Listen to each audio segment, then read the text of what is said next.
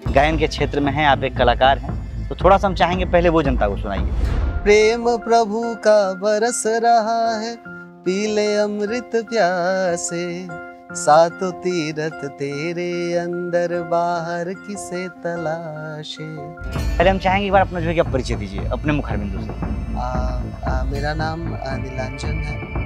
मैं basically actually Kolkata से हूँ, बट मैं लास्ट बहुत साल मैं यहाँ से बिहार से बिलोंग कर रहा हूँ। बिहार में आना कहीं ना कहीं सही रहा, गलत रहा, क्या रहा? बहुत ही सही रहा। अपने पहला गाना अपने लाइफ का कब गाया था? फर्स्ट मैंने गाना गाया था वही 2021 2021। क्या रिस्पॉन्स रहता था घर से, घर की तरफ से? सपोर्ट तो 1% भी नहीं मिलता है, किसी का भी सपोर्ट नहीं मिलता। मतलब न सरकार से, न कहीं से, न कुछ नहीं, कोई सपोर्ट नहीं मिलता। मेरा मेन जो क्वेश्चन था छूट गया, रिस्पॉन्स क्या था घर वालों का? घर वालों का कोई रिस्पॉन्स नहीं मिलता है। मतलब घर वालों का कहना ये है कि जितना समय आप म्यूज़िक में फोकस कर रहे हो, अपना पढ़ाई लिखाई करो और गवर्नमेंट जॉब के लिए प्रिपरेशन करो, जॉब करो, पैसा कमाओ, वही लाइफस्टाइल बस। और ये आपने एक चीज़ बताया कि घर वालों का कोई सपोर्ट नहीं रहता था। हाँ। लेकिन फैमिली बैकग्राउंड तो आपकी आर्ट से ही जुड़ी हुई है। पिताजी तबला वादक है, माताजी एयर इंडिया में हाँ। वो हैं जो रेडियो पे बोला जाता है, वो मतलब थी, सॉरी। और दादाजी जो है कि कव्वाली के गायक थे। तो फिर क्यों नहीं भाई साहब? समाज में एक परसेप्शन जो है, आर्ट फील्ड बहुत इजी टास्क है। आप चूँकि म्यूजिक फील्ड से हैं, तो music is a easy task, आपको क्या लगता है? नहीं, सिंगर्स जो भी हैं उनको मतलब रियाज करना चाहिए, एकदम रियाज करना चाहिए। बिना रियाज के सिंगर नहीं बनते? नहीं। क्या म्यूजिक में कैरियर है? डेफिनेटली करियर है।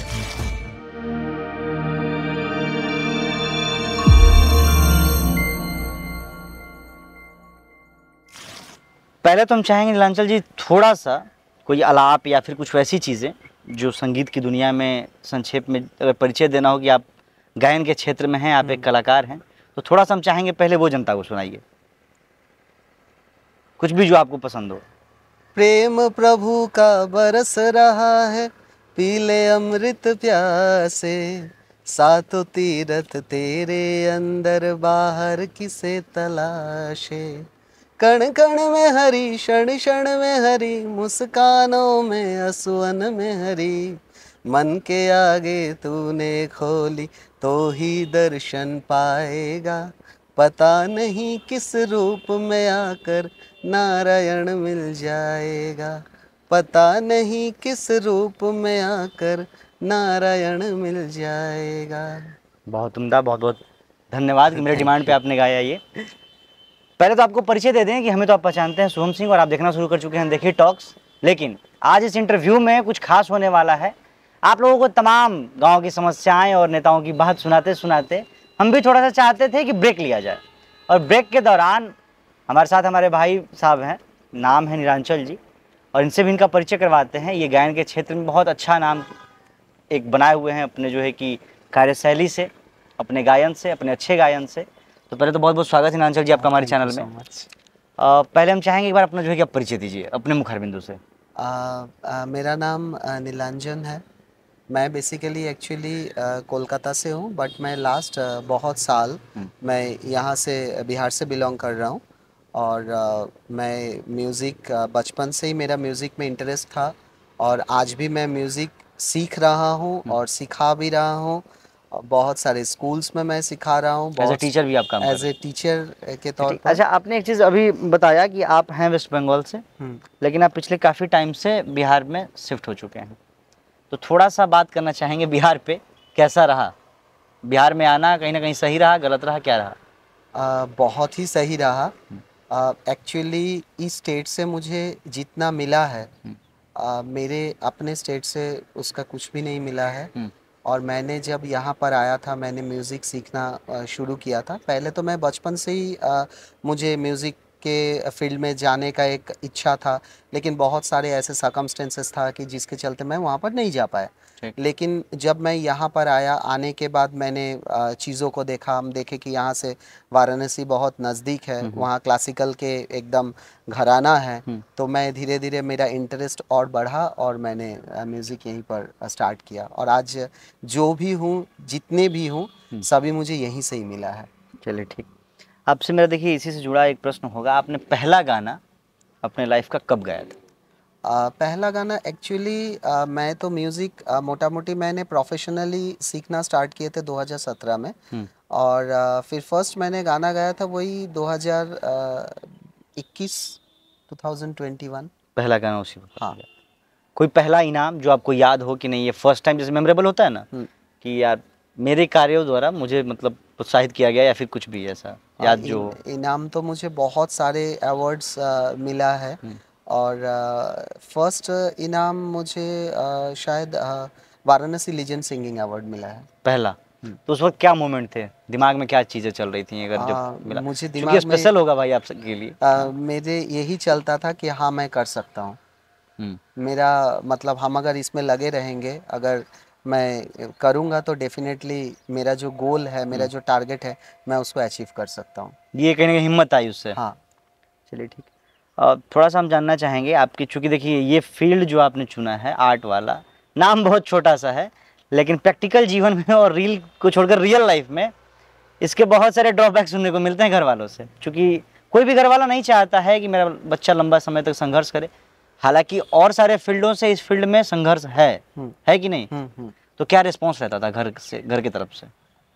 देखिए एक्चुअली म्यूज़िक फील्ड, हम खाली म्यूज़िक फील्ड के बारे में नहीं बता रहे हैं, जितने भी आर्ट के फील्ड है, मतलब जो भी आज के डेट में स्पोर्ट्स पर्सन हो गया या हम लोग जो आर्ट्स के कला विभाग से हैं, सपोर्ट तो 1% भी नहीं मिलता है, किसी का भी सपोर्ट नहीं मिलता मतलब न सरकार से, न कहीं से, न कुछ नहीं, कोई सपोर्ट नहीं मिलता है। आप स्ट्रगल करते रहो और लोग आपको मतलब आपके जो स्ट्रगलिंग है उस पे लोग मजाक करेंगे, मजा लेंगे। हाँ मजा लेंगे।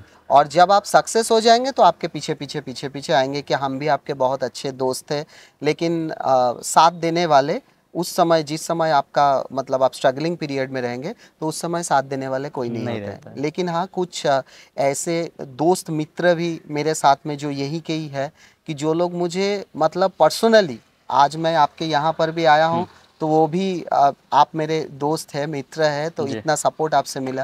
और मेरे भी कुछ दोस्त मित्र ऐसे हैं कि जो मुझे बहुत सपोर्ट किया, मेरे हर जगह पे हर मुकाम पर वो लोग इतना मुझे बोलते गए कि नहीं सर आप करते रहिए, डेफिनेटली आपका एक दिन। मेरा मेन जो क्वेश्चन था छूट गया, रिस्पॉन्स क्या था घर वालों का? घर वालों का कोई रिस्पॉन्स नहीं मिलता है।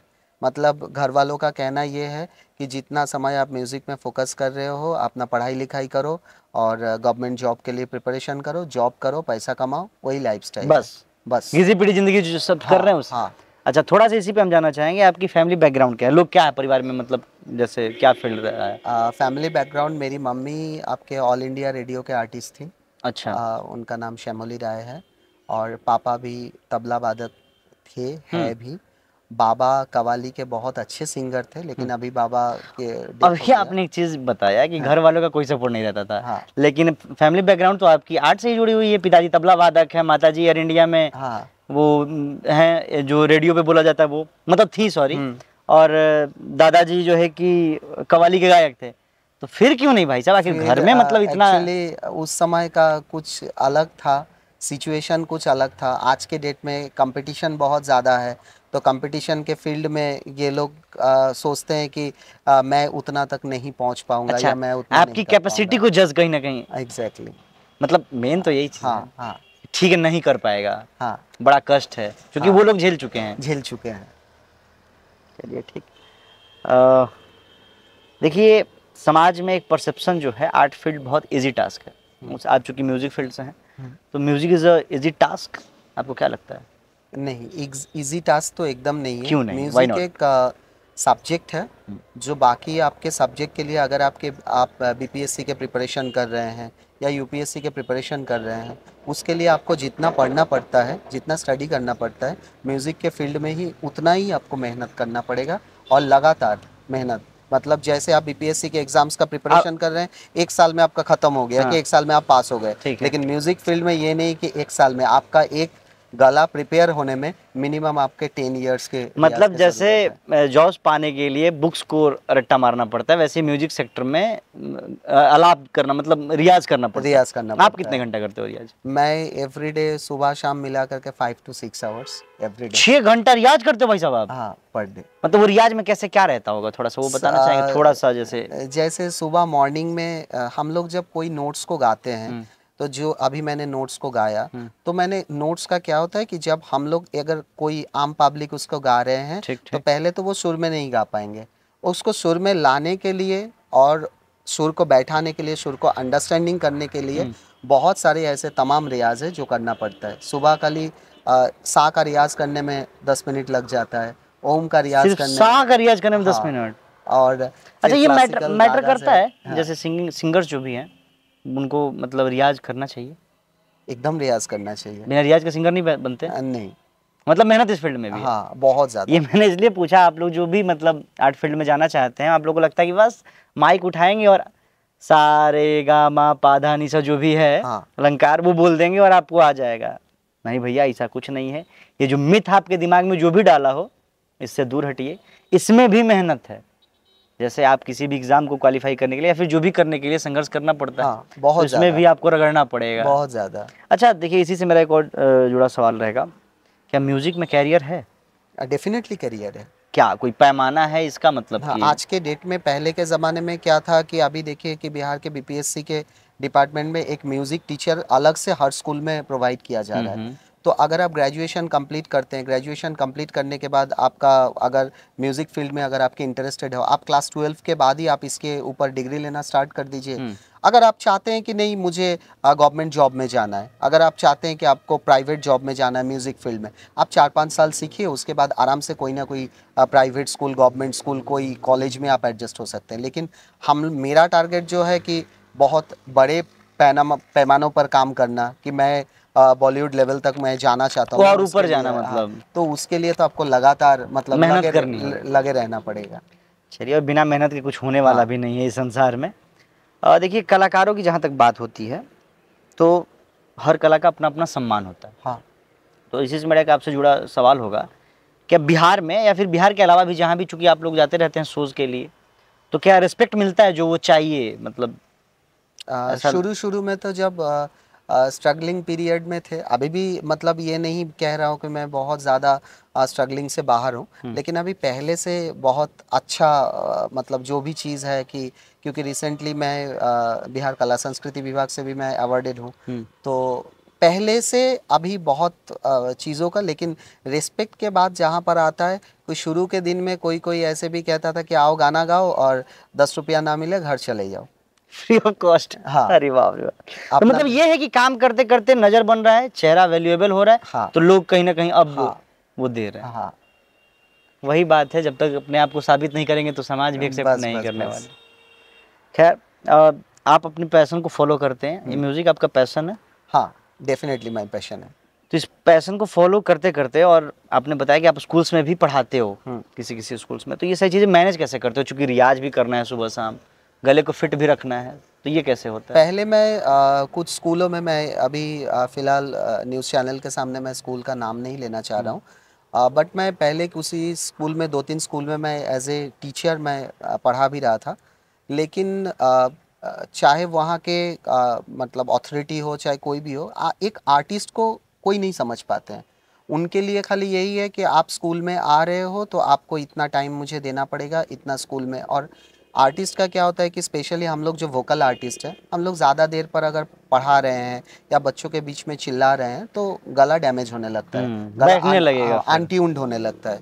तो उसके लिए क्या है कि मैं धीरे धीरे, और रिस्पेक्ट के जो बात है कि मतलब कुछ लोगों को लगता है कि दुनिया के सबसे ख़राब काम है या आर्ट वाला जो काम है, म्यूज़िक वाले लोग बहुत ख़राब होते हैं, डांस वाले लोग बहुत ख़राब होते हैं, बट ये एक सब्जेक्ट है, इसमें भी सब कुछ हो सकता है। ये उन लोगों के दिमाग में यही चलता है कि नहीं भाई, जो म्यूज़िक कर रहा है ये सबसे ख़राब आदमी है, हम मतलब डीएलएड किए हैं, बीएड किए हैं, हम बहुत अच्छे हैं, और उनके वो कोई बिना मेहनत का वो बन गया है। ये परसेप्शन एक मिथ है। हाँ, खैर, इस पे हम लोग ना बातें करें। देखिए, जब हम लोग जो इस समाज में रहते हैं और इस समाज से कुछ अनभिज्ञ चीज़ें करने की जब कोशिश करते हैं, तो एक बहुत ही छोटा सा शब्द है ताना। ताना है छोटा लेकिन काम बहुत बड़ा करता है ये। तो ये मिलता है या फिर मिलता था शुरू में? जब शुरू में तो बहुत मिलता था, अब धीरे धीरे मतलब एकदम 5% पर आ गया है। तो शुरू में ताना ये मिलता था, जो रूम पर जब रियाज करते थे तो कुछ लोग कहते थे कि महापागल है, मतलब इनके पास कुछ काम नहीं है। अच्छा, गला बस साफ कर रहा है। खाली बैठ करके दिन भर क्या करते रहते हैं, कोई तो काम धाम है नहीं, हाँ। फालतू का काम है, ये फालतू काम करते हैं। अच्छा। स्कूल्स में भी जब पढ़ाने जाते थे तो कुछ लोग, मतलब आज भी डेट में भी, जो खुद अपना करियर बना नहीं पाए, उन लोगों का भी वो लोग मुझे ज्ञान दे देते हैं कि मतलब ये तुम्हें ऐसे करना चाहिए, उंगली तुम्हें उठाते। वैसे करना चाहिए। लेकिन हम सुनते सबका है, करते अपने मन का है। करना भी अपने मन का ही, क्योंकि ये पैशन और ये फील्ड आपने चुना है, किसी हाँ। और ने नहीं। इससे देखिए, तानों से क्या अच्छा क्या बुरा हुआ, थोड़ा एक एक चीज वो बताइए। तानों से बहुत अच्छा हुआ है कि जो जितना ताना मुझे मिलता गया, मैं उसको, कभी कभी ऐसे भी हुआ कि बहुत रात रात तक हम अपने रूम पर सो करके रोए हैं कि मैं क्यों ये सब काम कर रहा हूँ, मैं ये सब छोड़ दूँ और मैं जॉब के लिए प्रिपरेशन करूँ, मैं सिक्योर कर लूँ सिक्योर कर लूँ, सैलरी। अपने अपने लाइफ को सिक्योर कर लूँ, सैलरी सिक्योर कर लूँ। लेकिन बाद में मैंने सोचा कि नहीं, मुझे ईश्वर बनाए हैं इसी फील्ड के लिए, और मैं कुछ भी हो जाए, मैं इस फील्ड से मैं नहीं हटूँगा। इसको कहीं ना कहीं आपने पॉजिटिव वे में लिया। हाँ। ताना को देखिए, अभी आपने जो कुछ भी सुना परखा एक कलाकार के मुखार बिंदु से। इस इंटरव्यू को समाप्त करते करते हम चाहेंगे 2 लाइन हो जाए, क्योंकि ये विषय विषयांतर ही है। हाँ। संगीत तो प्रारंभ भी हुआ, तो थोड़ा सा अंत भी इसी से ओके। हो।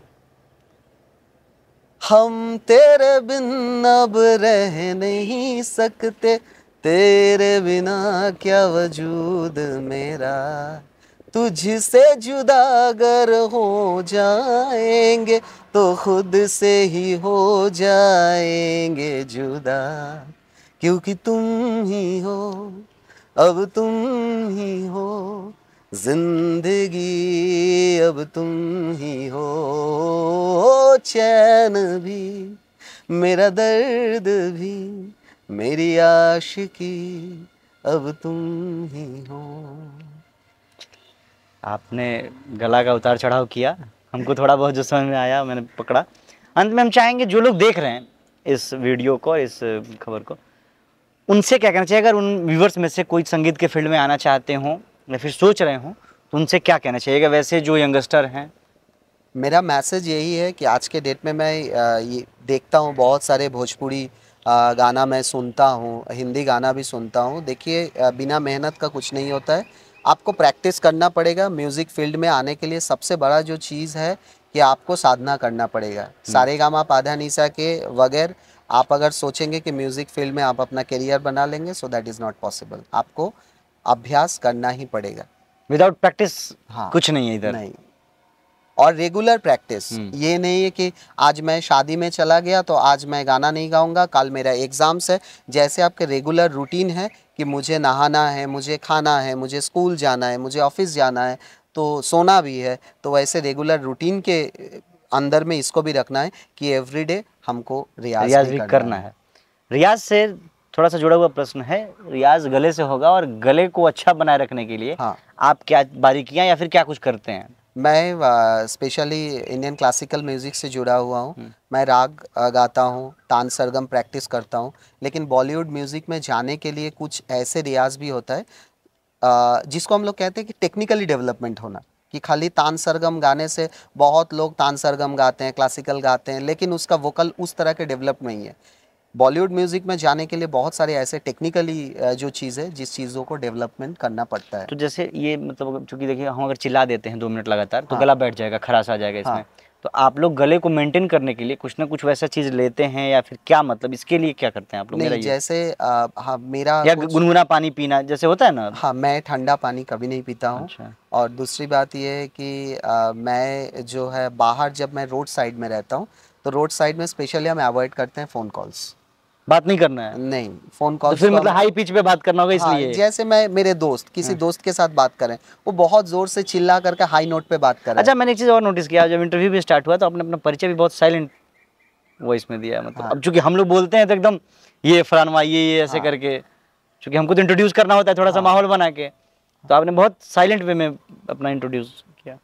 तो ये चीज बारीक करना चाहिए, मतलब हाँ, एग्जैक्टली। बरकाना आपको चाहिए। इतना समझना चाहिए कि मतलब मैं जब म्यूजिक फील्ड से हूँ, आप गाना कितने भी ऊंचा नोट्स पे गाइए, उसके लिए ये नहीं है, कोई दिक्कत नहीं है। लेकिन जब आप बात कर रहे हैं किसी जगह पर टॉकेटिव हो रहे हैं तो आपको लो नोट्स में आपको बात करना चाहिए ताकि गला बरकरार रहे। गला बरकरार रहे। इसीलिए हम लोग कभी कभार जहाँ 50 लोग एक साथ में बैठते हैं वहाँ से धीरे से साइड हो जाते हैं, नहीं कि नहीं मुझे ज्यादा ससुराल वाले में नहीं रहते। हाँ नहीं नहीं। कोई जिसको देख के सुन के आपने सीखा हो या फिर आपको लगता हो कि मुझे इनके जैसे बनने हैं, कोई वैसे सिंगर? मैं बचपन से मेरा बेस्ट सिंगर जो है वो किशोर कुमार है, और आज के डेट में मैं अभी का सभी सिंगर, मैं किसी सिंगर को मैं डिसरेस्पेक्ट नहीं कर रहा हूँ, ईच एंड एवरी सिंगर मैं बहुत ज़्यादा रिस्पेक्ट करता हूँ। सबका एक अलग अलग क्वालिटी है, और अलग अलग क्वालिटी है तो तभी वो इंडस्ट्री में टिके हुए हैं। बिहार में रहते हैं और बिहार में भोजपुरी इंडस्ट्री जो है, हाँ, उसमें एक चेहरा पवन सिंह अक्सर लाइमलाइट में रहता है, और मतलब ये सही चीज़ें तो उनको सुनते हैं या फिर उनसे कुछ ऐसा? उनको सुनते भी है, और मेरा one of the favourite singer में से वो भी है। अच्छा है। क्योंकि उनका जो गायकी है, मैंने बहुत सारे ऐसे सिंगर का, मैं खेसारी लाल का भी मैं गाना सुनता हूँ, लेकिन पवन सिंह के गाने में जो गायकी है मतलब वो उनमें नहीं मिल पाता है। वो मतलब वो बाकियों में नहीं मिल हाँ, पाता। मतलब एक्चुअली म्यूजिक क्या है ना कि कनेक्टिंग पीपल, और वो कनेक्ट कर पाते हैं। हाँ वो डेफिनेटली कनेक्ट कर पाते हैं। और मैं शारदा सिन्हा जो है, मैं उनका भी बहुत सारे गाने, मनोज तिवारी जो है उनका वो जिया हो बिहार के लाला, हाँ वो तो रिसेंटली फिर बहुत सारे ऐसे गाना है तो मैं सुनते रहता हूँ, अच्छा लगता है। लेकिन इन तीनों आर्टिस्ट को मैं बहुत ज़्यादा रिस्पेक्ट करता हूँ, और होना भी चाहिए। कलाकार ही कलाकार का सम्मान नहीं करेगा तो फिर क्या रह जाएगा। वैसे मैं आपको और एक चीज़ बता दूं, भाई साहब शोज़ वगैरह भी करते हैं आप? हाँ, तो उसके लिए मैं नीचे स्क्रीन पे नंबर शेयर कर दूंगा, यदि आप कांटेक्ट करना चाहें या फिर किसी शोज़ के मेरा रिगार्डिंग। अपना खुद के म्यूजिक स्कूल भी है। हाँ, और गया में आप बता रहे थे कुछ। ऑनलाइन ऑफलाइन दोनों ही अच्छा। क्लासेस मैं लेता हूँ। इंडियन क्लासिकल म्यूजिक मैं सिखाता हूँ, बॉलीवुड भी सिखाता हूँ, प्रोफेशनल ट्रेनिंग भी देता हूँ, और साथ में शोज़ वगैरह सब कुछ करता हूँ। चलिए, महादेव के आशीर्वाद से खूब आप ऐसे ही चमकते रहिए और नाम कमाते रहिए, Thank you so much. और श्रोताओं को अच्छे अच्छे गानों से उनके मन को बहलाते रहिए।